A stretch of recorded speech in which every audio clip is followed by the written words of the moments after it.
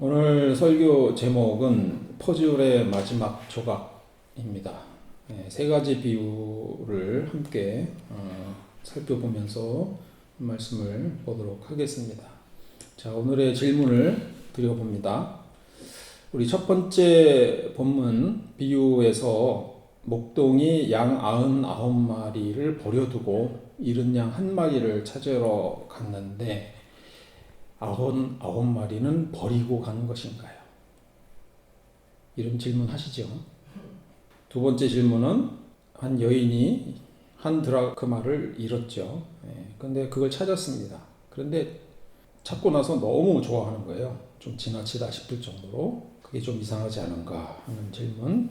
세 번째는 돌아온 둘째 아들이 회개와 하나님의 은혜를 드러내는 것이라면 첫째 아들 없이도 충분히 비유가 가능한데 첫째 아들이 왜 등장할까요?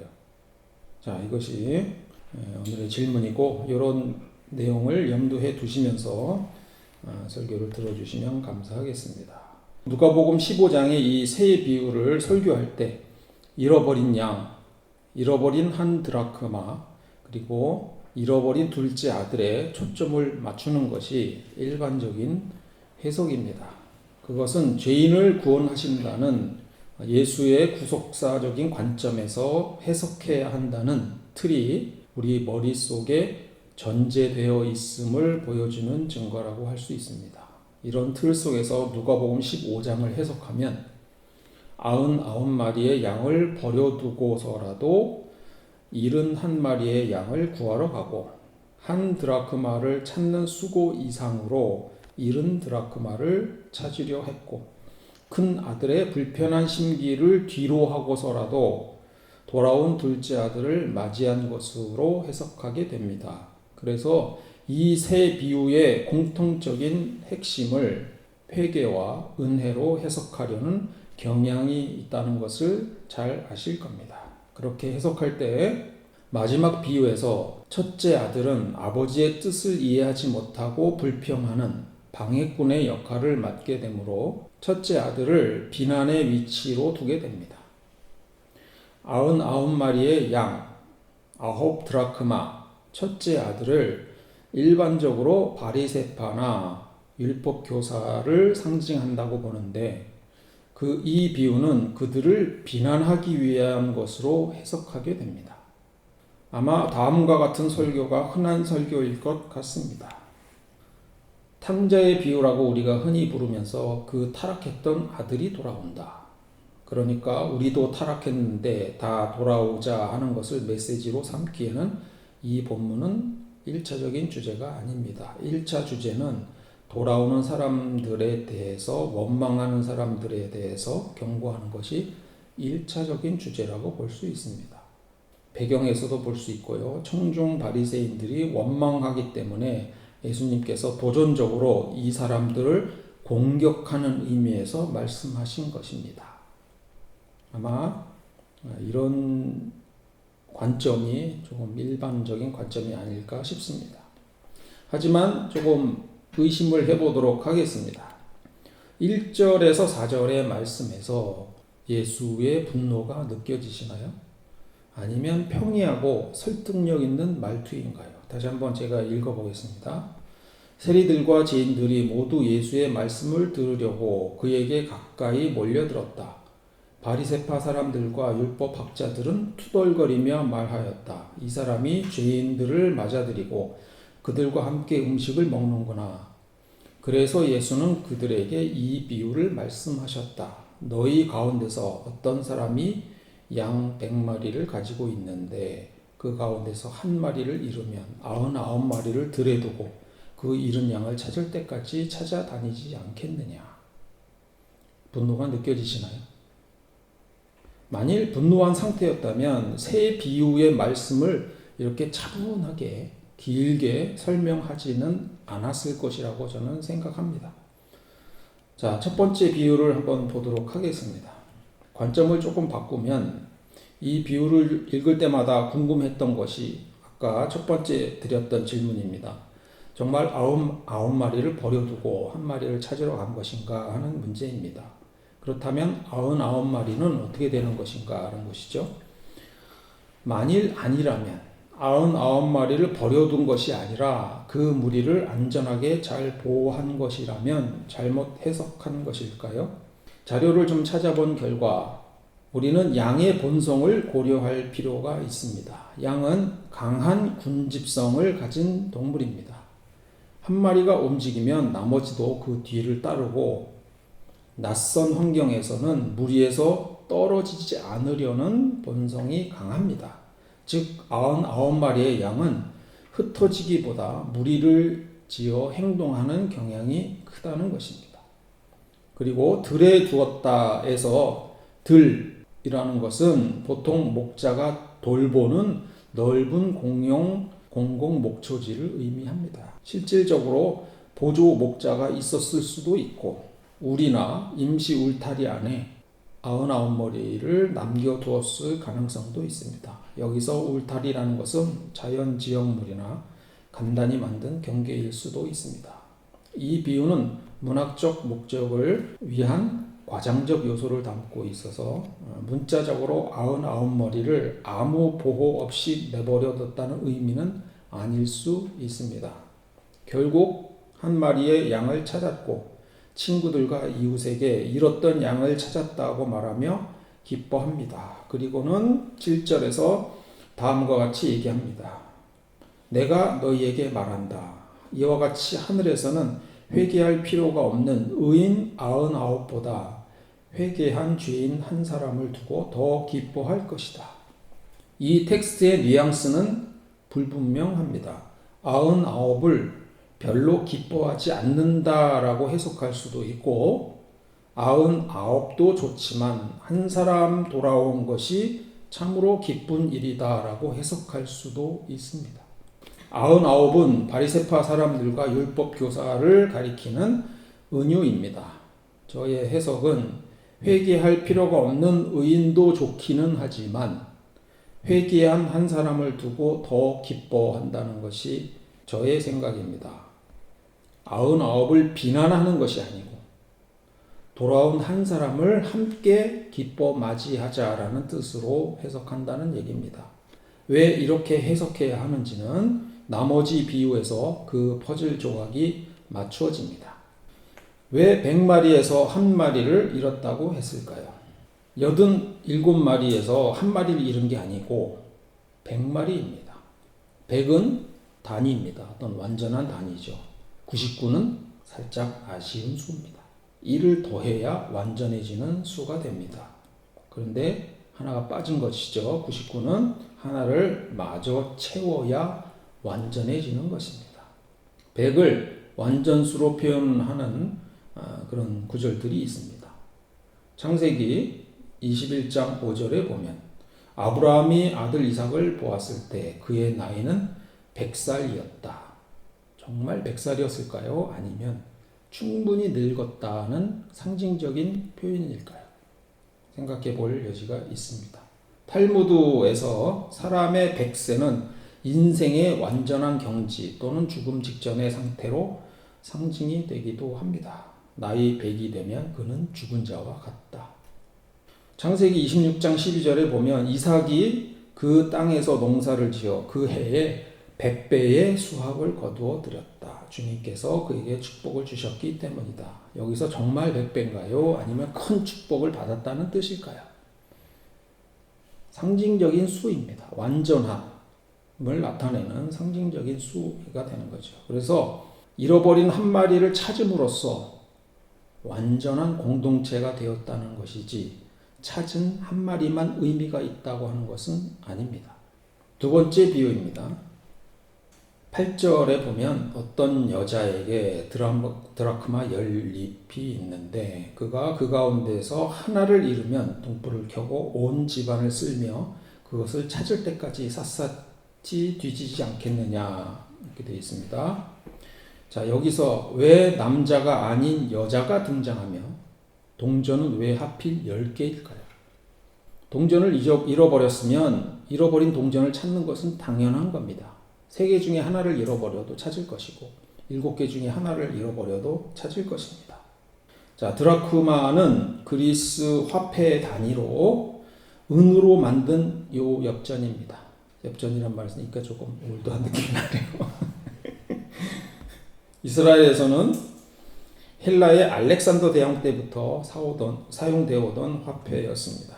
한 드라크마는 일용 노동자의 하루 품삯에 해당되었으니 요즘 우리 경제 가치로 환산한다면 한 20만 원 정도로 가격을 매길 수 있겠습니다. 적은 돈은 아닙니다. 그런데 동전 하나를 찾았다고 조금 좋아하는 것이 오버스럽습니다. 그래서 어떻게 돼 있냐면 9절에 그래서 찾으면 벗과 이웃 사람들을 불러 모으고 말하기를 나와 함께 기뻐해 주십시오. 잃었던 드라크마를 찾았습니다. 할 것이다. 이렇게 돼 있어요. 저 같으면 찾았네. 그리고 정리하면 그만이잖아요. 근데 뭐 동네 사람들, 이웃 사람들 다 불러가지고 난리를 피웁니다. 그런데 좀 자료를 더 찾아보니 그 이유가 있었습니다. 유대 전통에서 여성들은 결혼할 때 10드라크마를 엮어서 머리 장식으로 만듭니다. 따라서 드라크마 하나의 손실은 단순한 경제적인 손실이 아니라 결혼 상징의 훼손, 결혼 예물의 상실로 볼 수 있다는 것입니다. 케네스 베일리라는 신학자는 중동 농촌 지역에서 여성이 결혼 지참금의 일부로서 은화들을 엮어 머리 장식으로 쓰는 풍습이 오래되었고 이것이 10드라크마와 연결될 수 있다고 본다. 이렇게 하고 있습니다. 그러니까 무슨 얘기예요? 한 드라크마 그 자체가 중요한 게 아니고 10개 세트로 갖추어져서 완전체를 이루는 것이 중요하다라는 얘기입니다. 여기서 사용된 여자라는 단어를 보겠습니다. 70인역에 귀내라는 저 단어로 사용을 하고 있는데요. 그냥 일반적인 여자라고 해석할 수도 있는데 이 귀내라는 단어는 결혼할 신부를 나타내기도 합니다. 마태복음 1장 20절에 보면 요셉이 이렇게 생각하고 있는데 주님의 천사가 꿈에 그에게 나타나서 말하였다. 다윗의 자손 요셉아 두려워하지 말고 마리아를 내 아내로 신부로 맞아들여라 라고 할 때 사용하는 단어가 귀내입니다. 그래서 일반적인 여성이 될 수도 있지만 신부로 아내로 해석할 수 있다라고 하면은 아까 그 문화적인 장식하고 맞아 떨어집니다. 그래서 한 드라크마를 그렇게 열심히 찾아서 좋아서 난리를 피웠던 겁니다. 이제 결혼할 수 있겠다 싶어서. 자, 세 번째 비유입니다. 돌아온 탕자라고 불리우는 이 비유는 새 한글에서는 그 성경 제목이 있죠. 문단 제목이 좀 바뀌었습니다. 잃은 아들을 찾아 기뻐하는 아버지입니다. 초점이 죄를 지은 탕자에서 어디로 바뀌었어요?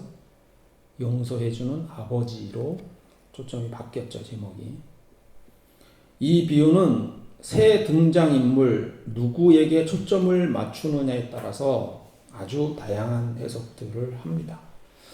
둘째 아들, 방탕한 둘째 아들에 초점을 맞춘다면 회개해야 하는 우리들에게 하는 말씀이 되겠네요. 그런데 듣는 사람이 누구죠? 바리새파 사람들입니다.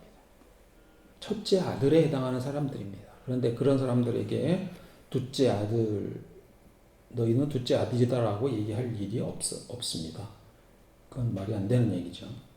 그 다음에 아버지에게 초점을 맞출 수도 있습니다. 팔레스타인 사회에는 명예와 수치를 굉장히 중요하게 여기는 문화였죠. 아들이 유산을 요구하는 행위는 아버지가 죽기를 바라는 것입니다. 죽어야 나눌 수 있는 재산을 달라고 하는 것은 그 아버지가 죽어도 좋다라는, 상관 안 한다라는 생각으로 받아들일 수도 있습니다. 그런데 아버지가 이에 응합니다. 이에 응하는 것은 당시 문화에서 아주 사회적인 수치를 감수하는 타격으로 볼 수 있다는 겁니다. 아버지의 달려가는 행위 역시 당시 어른으로서는 상당히 파격적인 행동으로 봅니다. 복음서에서 하나님은 전통과 체면을 깨고 죄인을 위해 먼저 달려오는 사랑으로 묘사된다고 해석합니다. 이는 하나님의 은혜가 비효율적일 정도로 넘치는 것임을 보여준다고 하는 주장입니다. 구원은 공정성이 아니라 풍성한 은혜에 있다는 해석입니다. 동생이 돌아온 것을 못마땅해 하고 화를 내는 첫째 아들의 초점을 맞출 수도 있습니다. 바깥에 있는 탕자보다 집 안에 있는 이 성실한 아들이 더 위험할 수 있다는 주장으로 바리새파 사람들을 비판하는 시각으로 해석하기도 합니다. 이렇게 쓰고 있죠. 나는 이렇게 여러 해를 두고 아버지를 섬기고 있고 아버지의 명령을 한 번도 어긴 일이 없는데 나에게는 친구들과 함께 즐기라고 염소 새끼 한 마리도 주신 일이 없습니다. 네, 그런데 둘째 아들을 위해서는 살찐 송아지를 잡으셨습니다. 이해가 안 되는 건 아니죠. 네, 충분히 이해할 수 있는 입장이긴 하지만 어쨌든 여기서 학자들이 해석하는 부분은 안에 있는 이렇게 불만을 표현하는 첫째 아들이 더 위험한 존재라는 해석을 하기도 한다는 얘기입니다. 또 다른 해석으로 톰 라이트 같은 학자가 있는데 첫째 아들을 고향에 머무르며 신앙을 지킨 사람들이고 둘째 아들은 이방 땅으로 떠나 유대인의 정체성이 훼손된 존재가 되었다가 귀환한 이들이다. 그런데 이들에게 더 관심을 보이는 하나님께 격렬히 반발하는 모습을 보인 것이라고 해석하기도 합니다. 또 페미니즘적인 해석도 있습니다. 만약에 이야기의 성별을 바꿔서 둘째 아들이 딸이었다면 어떤 대우를 받았을까? 그래서 과연 둘째 아들처럼 환대를 받을 수 있었을까라는 질문을 던져보기도 합니다. 어쨌든 다양한 해석이 존재한다는 것을 소개하는 것이고요. 여러분은 어떻게 생각하십니까? 큰 아들과 작은 아들 그리고 아버지의 관계를 어떻게 설정하시겠습니까? 제 생각을 말씀드려 보겠습니다. 우선은 이야기의 시각입니다. 12절은 아주 담백하게 재산을 분할해서 주었다고 합니다. 작은 아들이 아버지에게 말하기를 아버지 재산 가운데서 내게 돌아올 몫을 내게 주십시오 하였다. 그래서 아버지는 살림을 두 아들에게 나누어 주었다. 둘째 아들한테만 준 게 아니에요. 재산을 나누어서 몫을. 이게 주의할 점이죠. 유대 관습에서 아버지는 아들에게 유산을 미리 줄 이유가 없었습니다. 유산을 달라고 하는 것은 아버지가 돌아가시는 것을 전제로 하기 때문에 매우 불쾌한 요청일 것입니다. 그래서 이 말을 꺼내는 것도 쉽지 않고 이 요구에 응하는 것조차 쉬운 일은 아닙니다. 대단히 불명예스러운 일이란 뜻입니다. 동네 사람들이 엄청 욕할 겁니다. 그럼에도 재산을 분할해 준 것은 아들을 믿었기 때문이 아니었을까요? 저 방탕하게 재산을 쓸 테니까 재산을 물려주십시오라고 했다면 불편한 분할 절차를 감수하면서까지 아들 망치는 일을 아버지가 적극적으로 도와주었을 일은 없다고 생각합니다. 나름대로 뭔가 장사를 해볼 테니 자금이 필요합니다. 도와주십시오. 재산을 가지고 돈도 벌고 세상을 경험해 보고 싶습니다. 라고 해서 아버지의 마음이 움직였을 수 있다는 것이 더 합리적이지 않을까 합니다. 그런데 이걸 어떻게 쓰고 있냐 하면 13절에 며칠 뒤에 작은 아들이 제 것을 다 챙겨본 지방으로 가서 거기서 방탕하게 살면서 그 재산을 낭비하였다. 이것은 마치 처음부터 방탕할 생각으로 재산을 요청했고 아버지는 그에 동의했고 아들은 역시 방탕하게 살았다라고 말하는 것과 같습니다. 그런데 이 이야기의 시점은 큰아들입니다. 큰아들이니까 이런 시각으로 둘째 아들을 보고 아버지를 볼 수 있는 겁니다. 아버지의 입장에서 이 문장을 다시 쓰면 다음과 같을 것입니다. 며칠 뒤에 작은 아들은 제 것을 다 챙겨서 먼 지방으로 가서 경험도 쌓고 뭔가를 해보려고 했지만 결국에 남아있는 재산은 없었다. 첫째 아들 입장은 재산을 분할해서 나갔으면 죽든지 살든지 알아서 해야지 왜 또 기어들어와서 저러는지 이해할 수 없는 것입니다. 즉 작은 아들이 재산 분할해서 나갈 때부터 돌아온 것까지 온통 불만이라는 것입니다. 예수님은 큰 아들 시각에서 이 이야기를 풀어내고 있는 겁니다. 네가 그런 시각으로 작은 아들을 보고 있잖아. 그들의 관점에서 얘기를 해주는 겁니다.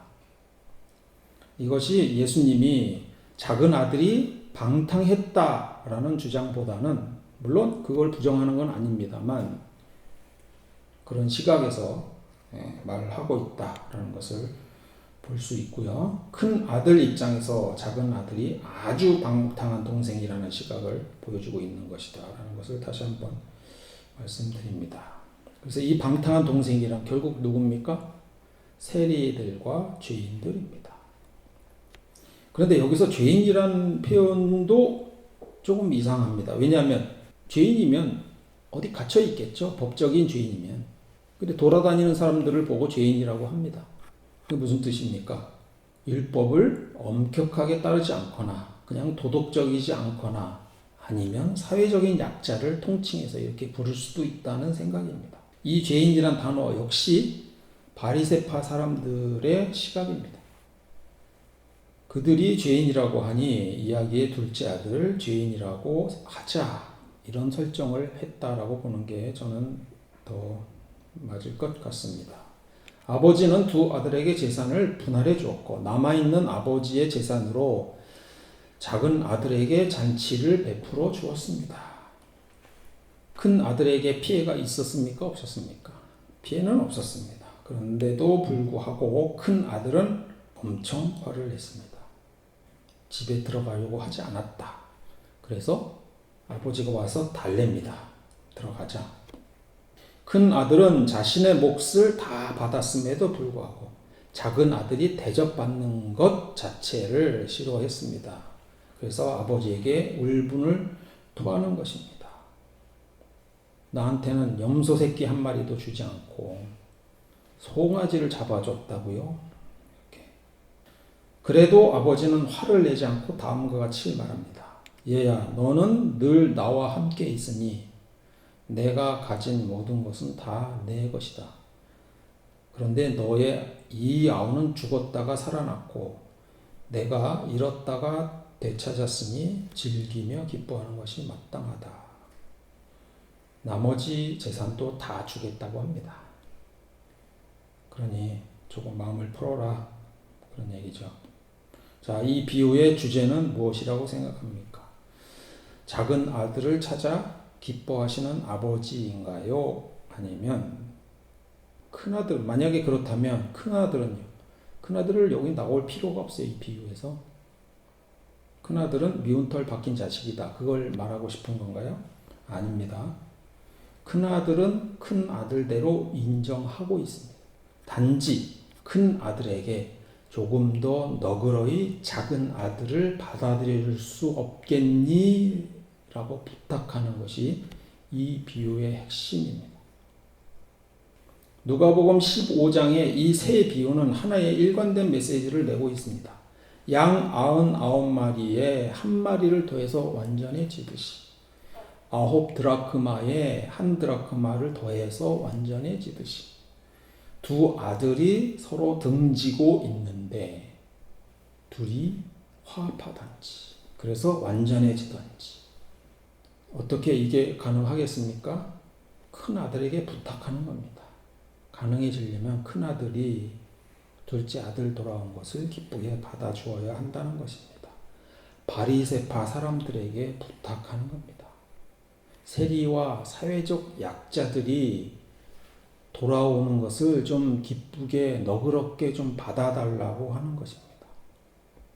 여기서 숫자가 12로 줄어들면서 나타나죠. 100의 하나보다 열의 하나가 더 소중하고 열의 하나보다 둘의 하나가 더 소중하다라는 어떤 이야기의 흐름입니다. 이들은 모두 마지막 퍼즐 같은 존재들입니다. 99에 하나가 더 들어가야 완전해지는 것이고 9 드라크마에 1 드라크마가 더 추가되어야 완전해지는 것이고 두 아들이 있는데 서로 분란을 일으키고 있는데 둘이 화합해야 완전해진다는 것을 말하고 있는 겁니다. 앞에 두 비유는 마지막 비유를 위한 준비 작업용 비유입니다. 하나님의 나라는 형제가 화합하는 것에서 이루어진다는 것입니다. 이 이야기의 시작은 이렇습니다. 바리새파 사람들과 율법학자들은 투덜거리면서 말하였다. 이 사람들이 죄인들을 맞이하고 그들과 함께 음식을 먹는구나. 그런데 어떻게 끝납니까? 아버지가 돌아온 아들을 위해 잔치를 벌이고 먹는 겁니다. 이 상황에서 첫째 아들은 왜 잔치를 벌이고 먹냐고 불평하는 상황입니다. 첫 번째 이야기를 시작할 때 상황이 맨 마지막에 이야기 끝날 때 상황입니다. 두 상황은 동일한 것입니다. 이 상황을 설명하기 위해서 세 비유를 말씀하신 것이고 그리고 이렇게 말합니다. 그런데 너의 이 아우는 죽었다가 살아났고 내가 잃었다가 되찾았으니 즐기며 기뻐하는 것이 마땅하다. 이 비유의 가장 중요한 핵심은 어디에 있습니까? 돌아온 아들에 대한 하나님의 용서입니까? 아닙니다. 그거는 기본 전제인데 이겁니다. 너희는 장자지 않냐? 첫째 아들 장자로 인정하겠다. 너희가 죄인이라고 생각하는 그래서 돌아온 둘째 아들을 좀 너그럽게 받아주면 안 되겠니? 하나님도 용서하시지 않았니? 이 비유는 죄인의 회개와 용서보다는 공동체적 화합과 완성에 초점이 있는 겁니다. 장자로서의 포용하는 역할을 강조하고 있습니다. 어떤 학자들은 이 비유를 열린 결말이다 라고 얘기를 하는데요. 그렇지 않습니다. 명확한 결론을 내고 있습니다. 흔히들 예수가 바리새파 사람들을 비난하고 멀리했다고 생각합니다만 실상 예수는 바리새파 사람들을 설득하려고 노력했습니다. 화합을 원했습니다. 예수님이 바리새파 사람들을 미워한 것이 아니라 그들을 설득하려고 했다는 시각으로 성경을 여러분이 읽는다면 또 다른 차원의 그림이 그려질 것입니다. 투덜거리면서 말한 바리새파 사람들과 율법학자들에게 친절한 설명으로 그들을 이해시키려고 노력한 것입니다. 이와 같은 태도를 보이는 근거 구절들은 다음과 같습니다. 예수님도 율법을 중요시한다는 것을 그들에게 드러내려고 했습니다. 내가 율법이나 예언자들의 말을 폐하려 온 줄로 생각하지 마라. 폐하러 온 것이 아니라 나는 완성하러 왔다. 예수님은 시몬이라는 바리새인의 초청을 받아 그의 집에 식사를 하러 가셨습니다. 바리새파 사람 가운데서 어떤 사람이 예수께 청하여 자기와 함께 음식을 먹자고 하였다. 그래서 예수는 그 바리새파 사람의 집에 들어가셔서 상에 앉으셨다. 물론 여기서 적절한 예우를 받지 못했습니다만 그럼에도 불구하고 예수님은 대화를 통해서 그들을 설득하려고 했다는 것은 분명합니다. 그렇지 않았으면 초대에 응할 이유도 없습니다. 왜 그 집에 들어가서 밥을 먹겠습니까? 또 다른 바리새파 사람의 식사 초대에도 응했습니다. 그들을 원하지 않았다면 여기도 마찬가지로 이 초대 자리에 가지 않았을 겁니다. 바리새파 사람 하나가 자기 집에서 잡수시기를 청하니 예수께서 들어가 앉으셨다. 뭐 악한 마음으로 들어갔겠습니까? 그런데 이제 여기서 문제가 생기죠. 왜 손을 씻지 않느냐? 그래서 뭐 티격태격합니다. 이 자리에서 바리새인들의 위선과 율법 학자들의 부담을 주는 태도를 꾸짖기는 했으나 일단은 대화를 해보고자, 설득하려고 해보고자 하는 그런 열린 마음이 있었다는 것을 인정하지 않을 수 없습니다. 자, 니고데모라는 바리새파 사람이자 산헤드린 공회원이 있었는데요. 예수께 와서 질문했을 때 신중하게 이렇게 설명을 합니다. 내가 진정으로 너에게 말한다. 누구든지 다시 나지 않으면 하나님 나라를 볼 수 없다. 이 공격하는 말이 아니에요. 설명하는 거지. 질문했잖아요. 그 사람들은 기본적으로 예수가 바리새파 사람들에게 적대적인 그런 논조로 어투로 얘기했다고 생각을 하기 쉬운데 그렇게 생각들을 하는데 그렇게 보지 않을 수 있습니다. 마가복음 12장에 보면은 예수께서 그가 슬기롭게 대답하는 것을 보시고 그에게 말씀하셨다. 너는 하나님의 나라에 멀리 있지 않다. 라고 이 얘기한 대상이 율법학자입니다. 이게 결정적입니다. 마태복음 23장 37절 예루살렘아 예루살렘아 내게 보인 예언자들을 죽이고 돌로 치는구나. 암탉이 병아리를 날개 아래 품듯이 내가 몇 번이나 내 자녀들을 모아 품으려 하였더냐. 이게 무슨 말이에요? 난 노력했다. 너희들 품으려고 노력했다. 대화하고 설득하려고 노력했다라는 거예요. 공격하려고 했던 게 아니고 품으려고 했다는 겁니다. 물론 결과적으로 잘 되지 않았습니다. 그렇다고 예수가 그들을 항상 공격했다라고 말하는 것은 아닐 것 같습니다. 자, 우리 자신이 마지막 퍼즐 조각이 될 수 있습니다. 교회 공동체 안에서 소외된 한 사람을 찾는 일, 그게 전체의 완성이 될 수 있습니다. 교회 공동체 안에서 소외된 한 사람을 반갑게 맞아주는 일, 그것이 전체의 완성이 될 수 있습니다. 세 비유의 공통점은 단순합니다. 마지막 한 조각 없이 그림은 완성되지 않습니다. 예수님은 분열된 공동체를 화합하기 위해 노력했고 죄 있는 자들에게는 회개를, 죄 없는 자들에게는 사랑과 포용을 요청하신 것입니다. 차별하고 비난하고 갈라치기 하는 그런 태도에서 벗어나 모두가 하나 되는 그런 세상을 꿈꾸었습니다. 그게 잘 되지는 않았더라도 그것이 예수님의 이상이었습니다. 우리 자신은 둘째 아들일 수 있고 첫째 아들일 수도 있습니다. 둘째 아들이라면 다음과 같이 고백할 수 있습니다. 아버지, 내가 하늘과 아버지 앞에 죄를 지었습니다. 이제부터 나는 아버지의 아들이라고 불릴 자격이 없습니다. 그러나 저를 아들로 다시 받아주시니 이제 아버지가 원하는 삶을 살아가겠습니다.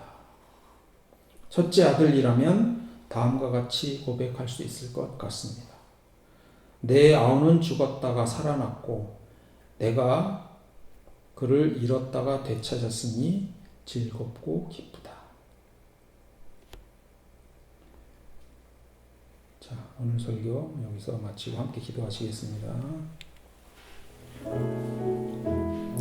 사랑과 은혜가 풍성하신 하나님 아버지, 오늘 누가복음 15장의 세 가지 비유, 퍼즐의 마지막 조각이라는 제목으로 말씀을 나누었습니다. 잃어버린 양 한 마리, 잃어버린 드랑크마 한 입, 그리고 돌아온 둘째 아들의 비유를 통해 우리에게 주시는 하나님의 깊은 마음을 묵상했습니다. 주님, 우리는 이 비유들이 단순히 잃어버린 자를 찾아 기뻐하시는 하나님의 마음만을 보여주는 것이 아니라 흩어지고 깨어진 공동체가 완전해지고 화합하기를 바라시는 주님의 간절한 소망임을 깨닫습니다.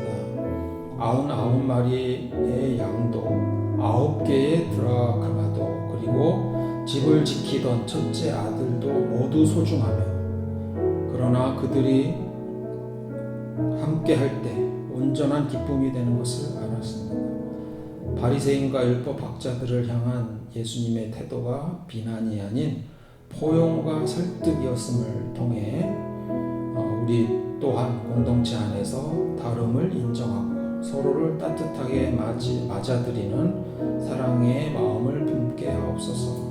우리가 때로는 집을 떠나 방황하는 둘째 아들처럼 주님을 등지고 죄악에 물들 때도 있었고, 때로는 묵묵히 제자리를 지켰다고 자만하면서 돌아온 형제들을 향해 마음을 닫았던 첫째 아들처럼 행동할 때도 있었음을 고백합니다. 분열과 차별을 넘어 서로 사랑하고 화합하는 예수님의 꿈을 이 땅 가운데 이루어가게 하옵소서. 이 모든 말씀 예수님 이름으로 기도드립니다.